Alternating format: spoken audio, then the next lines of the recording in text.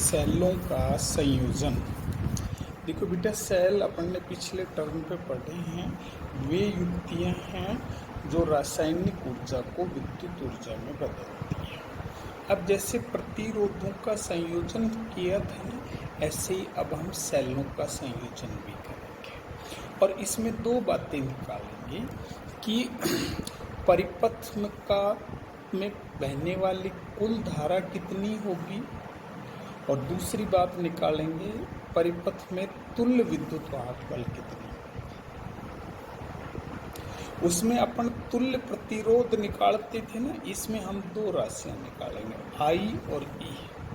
सेलों को भी दो तरीके से जोड़ सकते हैं, श्रेणी संयोजन और समांतर संयोजन। श्रेणी संयोजन क्या चीज है? देखो बच्चों, कि जब किसी सेल का एक टर्मिनल, जैसे देखो बेटा ये एक सेल है, देखो सेल को मैंने आपको पहले बताया था कि अब सेल के साथ है ना हम उसका आंतरिक प्रतिरोध भी लिखते हैं, क्योंकि अगर ये आदर्श सेल होता ना तो ये जीरो होता, तो अपन केवल ई लिखते थे। अब तक अपना आदर्श सेल ही पढ़ते आए थे। अब जैसे ये पहला सेल है तो इसका ये है, अब इसका ये टर्मिनल है ना नेगेटिव, दूसरे सेल के किससे जोड़े? पॉजिटिव से। ये दूसरे सेल का पॉजिटिव है। इसको क्या कहते हैं? सेलों का श्रेणी संयोजन। इस संयोजन के आखिरी बिंदु है ना, इनके बीच में एक बाह्य प्रतिरोध जोड़ देते हैं, आर। क्या जोड़ देते हैं बच्चों? बाह्य प्रतिरोध आर। मानना इन दोनों सेलों के कारण इसमें कितनी धारा बहती है? आई। तो अब ये जैसे श्रेणी रूप में है तो ये सारे में आई बहेगी, तो इसके सिरों पर जो विभवांतर होगा वो आई आर होगा। अब देखो ये जो एक परिपथ है और ये जो पूरा है, ये आपस में समांतर क्रम में नहीं है। देखो ये एक ये कनेक्शन, एक ये कनेक्शन, तो ये आपस में समांतर रूप नहीं है क्या? तो इसके सिरों पर जो वोल्टता पैदा होगी वही इसके सिरों पर होगी। इसके सिरों पर आई आर है, तो इसके सिरों पर वोल्टता कितनी है? इसकी टर्मिनल वोल्टता कितनी होगी? E1 minus I are one. इसकी टर्मिनल वोल्टता कितनी होगी? E2 minus I are. आई तो पूरे संयोजन में समान ही है। अब ये आई इधर ले आओ, देखो बेटा, ये ले आया मैं आई आर वन, ये ले आया मैं आई आर टू, बराबर E1 प्लस क्या हो गया है? E2। आई कॉमन ले लो, R plus R one plus R two बराबर क्या है? E1 plus E2। आई बराबर क्या हो गया? E1 प्लस E2 अपॉन क्या है? R plus R one plus क्या है? आर। ये जो E1 प्लस E2 है ना, ये तुल्य विद्युत वाहक बल है। इसको अपन E0 भी लिख सकते हैं, E इक्वल भी लिख सकते हैं। और ये जो R1 प्लस R2 है ना बेटा, ये तुल्य आंतरिक प्रतिरोध है, तो हम इसको R0 लिख सकते हैं। तो ये आई की वैल्यू आ गई, कितनी आ गई? E0 अपॉन R प्लस क्या है? R0। ये सेलों का क्या है बच्चों?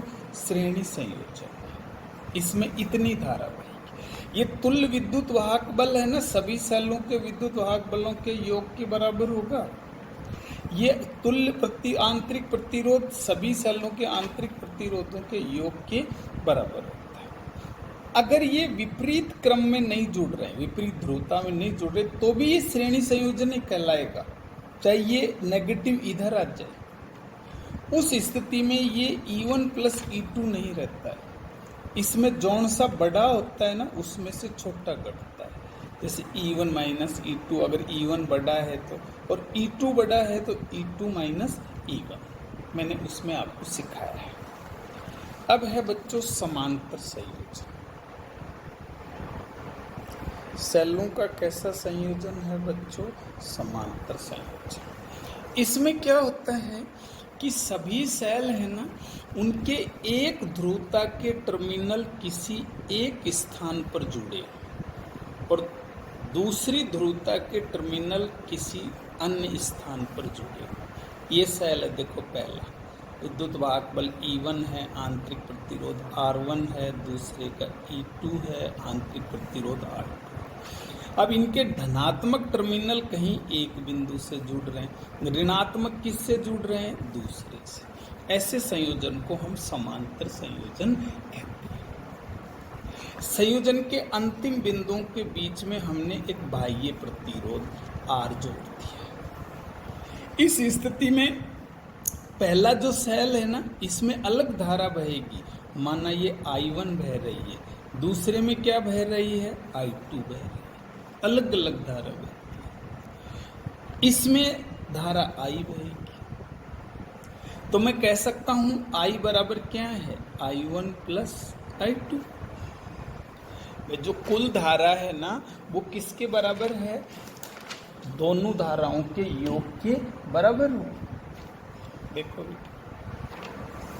अब देखो पहले सेल की टर्मिनल वोल्टता कितनी है, V बराबर E1 minus I1 R1। Transfer कर लो इसको, V ना इधर ले आओ, I1 R1 बराबर E1 माइनस V। देखो यहाँ से मैं I1 निकाल सकता हूँ, E1 माइनस V अपॉन क्या है बच्चों, R1 अपॉन क्या है बच्चों, R1। देखो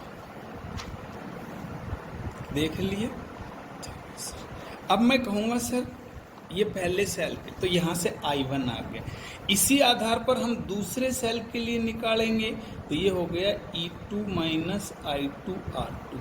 इसको भी ऐसे ट्रांसफर करो, I2 बराबर क्या हो गया, E1 माइनस V अपॉन क्या है, E2 माइनस V अपॉन क्या हो जाएगा, R2। देखो बेटा ये I1 आ गया, ये पहले सेल की टर्मिनल वोल्टता के आधार पर लिख रहे हैं, ये दूसरे सेल की टर्मिनल वोल्टता के आधार पर लिख रहे हैं। देखो तो ये E2 I2 आ गई, ये दोनों मान इसमें रख दो बेटा। तो ये I बराबर हो गया, इसका मान रख लो आप, ये हो गया E1 minus V upon R1 plus E2 minus V upon क्या है, R2। इनको अलग अलग बांट लो, E1 upon R1 V upon क्या है, R1 प्लस E2 अपॉन क्या है, R2 माइनस V अपॉन क्या है, R2। देखो ये V एक साथ लिख लेंगे बेटा। तो ये I बराबर हो गया हमारे, और ये E वाले हैं ना, ये सारे एक साथ लिख लो। Then E1 upon R1 E2 upon R2। देखो बेटा माइनस V कॉमन ले लो, 1 अपॉन R1 प्लस क्या है, 1 अपॉन R2। देखो ये ले लिया I बराबर, यहाँ से ले लूँ R1 R2 लघुत्तम, तो ये हो गया E1 R2 plus E2 R1 minus V, R1 R2 ले लूँ, R1 प्लस क्या हो गया बच्चों, R2। इसको V को इधर ले आओ, V इधर पॉजिटिव हो गया, R1 plus R2 upon R1 R2 बराबर E1 R2 प्लस क्या है, E2 R1 अपॉन क्या है, R1 R2 माइनस I। अब हमें V निकालनी है, तो मैं क्या करूँगा, ये जो R1 plus R2 upon R1 plus R2 है ना, इसका भाग दे दूंगा दोनों में, या यूँ मैं कह दूं कि दोनों तरफ R1 R2 upon R1 plus R2 से गुणा करो। इस संख्या का गुणा यहाँ करो, तो ये R1 प्लस R2 कट जाएंगे, R1 R2 कट जाएंगे, तो ये V बच गया। यहाँ गुणा करोगे तो R1 R2 कट जाएंगे, क्या हो जाएंगे, E1 R2 प्लस क्या हो जाएगा, E2 R1 अपॉन क्या हो जाएगा, R1 प्लस R2। यहाँ गुणा करोगे तो देखो बेटा ये यूं का यूं हो जाएगा, R1 R2 upon R1 plus क्या है, R2। देखो ये एक समीकरण बनी है। अब मैं कहता हूँ कि अगर मैं दोनों सेल हटा दूँ और एक सेल ही रख लूँ यहाँ पर, तो टर्मिनल वोल्टता कितनी होगी, V बराबर E0 इसको ई इक्वल भी कह सकते हैं, तुल्य विद्युत वाहक बल माइनस आई, इसको क्या कह सकता हूँ, आर जी। अगर मैं ये तुल्य आंतरिक प्रतिरोध है, ये तुल्य विद्युत वाहक बल है, सारे हटा दो। अगर माना उसका तुल्य आंतरिक प्रतिरोध R0 है, ये विद्युत वाहक बल E0 है, तो सूत्र नहीं होता V बराबर E minus I R. Terminal वोल्टता का सूत्र सिखाया है मैंने आपको, ऐसे। तो E की जगह E0 या E इक्वल भी लिख सकते हो, इसको E इक्वल भी लिख सकते हो, मैंने E इक्वल भी लिख के दिखाया, और इसको R इक्वल। अब हम कहें दोनों सेल जोड़ते हो तब तो V इतना है, और एक तुल्य मानते हो तो इतना है। अब इनकी क्या कर दो बेटा, तुलना करने पर। देखो बेटा, क्या करने पर, तुलना करने पर। E0 बराबर कितना आ गया, E1R2 प्लस E2R1 अपॉन क्या है, R1 प्लस R2। ये तुल्य विद्युत वाहक बल। R0 बराबर कितना आ गया, R1 R2 upon R1 plus R2। उसमें ध्यान दो, उसमें केवल R1 प्लस R2 था, इसमें इस रूप में। ये तो सब आप समांतर संयोजन करोगे तो तुल्य विद्युत वाहक बल है, और ये तुल्य आंतरिक प्रतिरोध है। अब मैं कहता हूँ सर धारा कितनी बहेगी, I बराबर, मैं कहूँगा तुल्य विद्युत वाहक बल बटा क्या है, कुल प्रतिरोध, देन I बराबर तुल्य विद्युत वाहक बल कितना है, E0, कुल प्रतिरोध कितना है, R प्लस R0। ये सर समांतर क्रम में बहने वाली धारा है। ये सूत्र उस पहले वाले जैसा ही है, बस इसमें E0 का डिफरेंस है। उसमें E0 बराबर E1 प्लस E2 था, इसमें क्या है, इसमें है E1R2 plus E2R1 upon R1 plus R2। R0 उसमें R1 प्लस R2 था, इसमें क्या है, R1 R2 upon R1 plus R2। ये है ना I की वैल्यू, ये समांतर क्रम संयोजन है। कुल धारा है ना इतनी बहेगी, कुल विद्युत वाहक बल है ना इतना रहेगा, E0 देखो ये R0। अब हम आपको दो टर्म से और परिचय कराते हैं। एक टर्म है विद्युत ऊर्जा, और एक कौन सी है बेटा, विद्युत शक्ति। विद्युत ऊर्जा क्या है, ये बैटरी है ना, किसी परिपथ में धारा प्रवाह के लिए किया गया कुल कार्य है कि बैटरी परिपथ में धारा प्रवाहित करती है, तो धारा प्रवाहित करने के लिए किया गया क्या है बच्चों, ये कुल कार्य है। ये W है भी,